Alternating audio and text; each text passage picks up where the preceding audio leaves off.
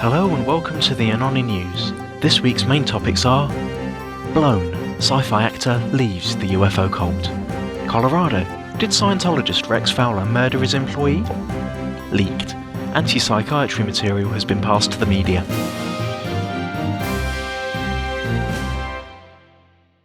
High-ranking Scientologist a murderer? In the US, a high-ranking Scientologist, Rex Fowler, is charged with the murder of a former co-worker at his company. At first it seemed as if he was the victim, but this view was discarded quickly. The deceased, Tommy Ciancio, was apparently leaving the company, citing that Fowler gave over $200,000 of the company's earnings to the cult of Scientology. He was coming in to collect his final paycheck when the incident occurred. Mrs. Fowler, the wife of the accused, is additionally trying to obtain evidence from the scene of the crime, namely a briefcase containing Scientology documents and materials.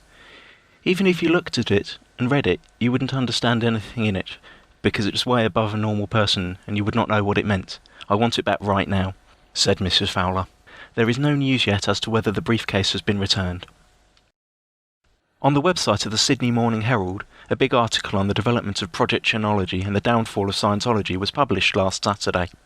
Another article reports that longtime critic and ex-Scientologist Gerry Armstrong will travel to Australia to support Senator Xenophon in his campaign against the criminal cult.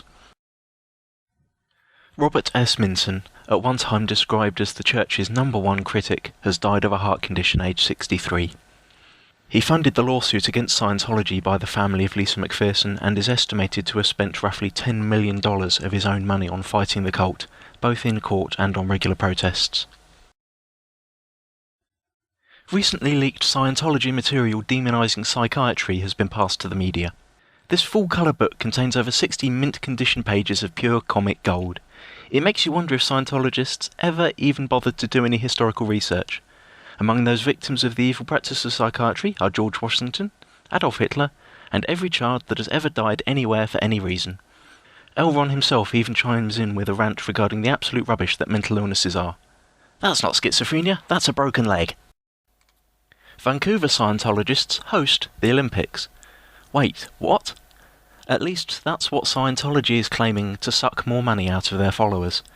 According to a leaked email, the Scientologists are asking for money to print leaflets to give out to the visitors of Vancouver during the Winter Olympics.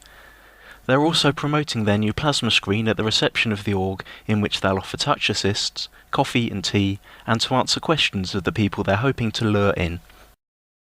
Critics eagerly awaited the release of Sunday's St. Petersburg Times, and reporters Tobin and Childs did not disappoint. In the latest article in the St. Petersburg Times, actor Larry Anderson relates his attempts to recover $120,000 he deposited with the organisation for future services. Now he wants a repay of his prepay. Mr. Anderson has been in a number of television shows, Charlie's Angels, Mad Men, Desperate Housewives, but is probably best known for his role as host for Scientology's Orientation film, where he solemnly intones the epic line, "If you leave this room after seeing this film, and walk out and never mention Scientology again, you are perfectly free to do so. It would be stupid, but you can do it. You can also dive off a bridge, or blow your brains out. That is your choice." Since Mr. Anderson had the foresight to bring a recording device along, the entire meeting between him, Davis, and Feshbach is available for your listening pleasure at tampabay.com.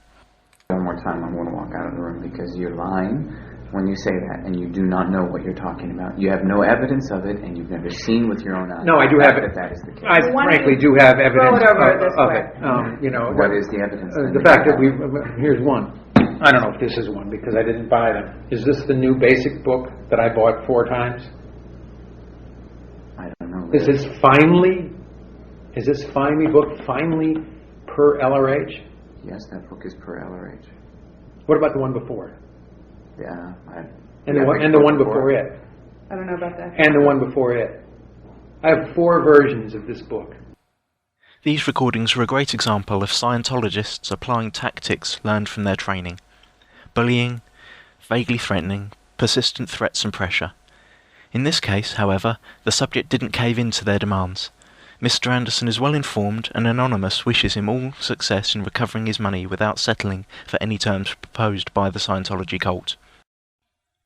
Super Bowl. New victim for Tom. The Austrian owner of construction companies, Georg Stumpf, ranked 24th amongst the 100 richest Austrians, has invited Tom Cruise to his VIP lounge at the Super Bowl on February 7th. Mr. Stumpf announced that he is going to move to the States within a short period of time. His fiancée will spend the weeks before the Super Bowl in Florida. These facts do not prove his involvement with Church of Scientology, but if things turn bad, he risks losing rank 24, the money going to COS, and Tom gets a new award which we anticipated here. Jeff Conaway rejects Scientology? For actor Jeff Conaway, life has taken a bad turn. Conaway, known primarily for his role in the movie Grease and in shows Taxi and Babylon 5, must have looked like a tasty snack to organise Scientology when his life went off the rails due to drug abuse. Conaway's latest television appearance was as a participant on the programme Celebrity Rehab. His buddy, famous Scientologist and actor John Travolta, quickly stepped up to offer Scientology brand help for Conaway. As published in Parade magazine, Mr. Conaway stated he had no intentions of becoming a Scientologist. This contradicts an earlier story on Inside Edition published in February 2008, in which Conaway credits John Travolta and Scientology help. The help was apparently temporary, as Conaway was scheduled to do another season of Celebrity Rehab. The whole issue may be moot, as 59-year-old Conaway fell down some stairs recently, suffering a broken hip, fractured neck and brain hemorrhage.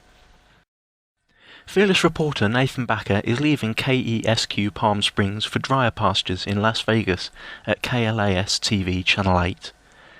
Baca came to Anonymous's attention with a series of hard-hitting features involving county government and organised Scientology, which owns a fortified compound in unincorporated Riverside County. Baca's work was featured on KESQ's website as a special segment. SoCal-Anons will miss Nathan Baca, but Las Vegas is striving for an ideal org, so there may still be more Scientology fun to come. Tiziano Lugli, a Scientology kid and singer from Milan, Italy, has left the cult. His parents are both long-term Scientologists with VIP status. He has written his story on different boards. Tiziano left the cult, claiming that it isn't what it used to be and blaming the management. He says that he still is a Scientologist and always will be, and has hooked up with Marty Rathbun. Rumour has it that Marty is trying to take over the COS or starting his own Cylon cult in the future. Tiziano said about the Scientology organisation, "At the top there is the biggest traitor of the freedom it proclaims it instills, and with nearly $1 billion in the bank, the torch of the IAS." He states that his brother was forbidden to have surgery when he had almost lost a leg. Flagg insisted that he have it treated with touch assist instead. After that failed, he had to wait 2 months to be physically fit enough to have a surgery. Tiziano makes more very critical statements, although his brother still is a Sea Org member, and as well his parents so far remain in the cult. They will have to choose which of their 2 sons they would like to be in touch with in the future. You can read his story on www.scientology-cult.com/tizianolugli.html. Lilly von Marcab leaves Chanology. After 2 years, it seems Scientology has found out the identity of Lilly von Marcab and are giving her a hard time. To prevent the worst from happening, Lilly has announced her leaving Chanology on Why We Protest. Lilly has been a part of Chanology since the beginning and has contributed quite a substantial amount to the project. We hope Lilly will find a new anonymous identity and will join us again soon. Until then, we wish her the best. Skype threats from Jacob Vigil, A.K.A. Tom Newton. This thread contains a copy and paste of a Skype conversation held with a certain Jacob Vigil, also known as Tom Newton. This chat log of Tom and 4 Anons is long, but just hilarious. A great read if you have some time, it'll definitely make you laugh. Aaron Saxton will be required to attend court in the matter relating to a hearing for a violence restraining order filed by Scientologist Sue Hunt. It is unknown what statements have been submitted, but this seems to be aimed at things that happened during Aaron's active time within the Sea Org. The Anonymous News project is going on. As you can see, the operation is in full effect. If you have something newsworthy, a leak, or you want to help out with the news team, leave us a message on YouTube or on Why We Protest.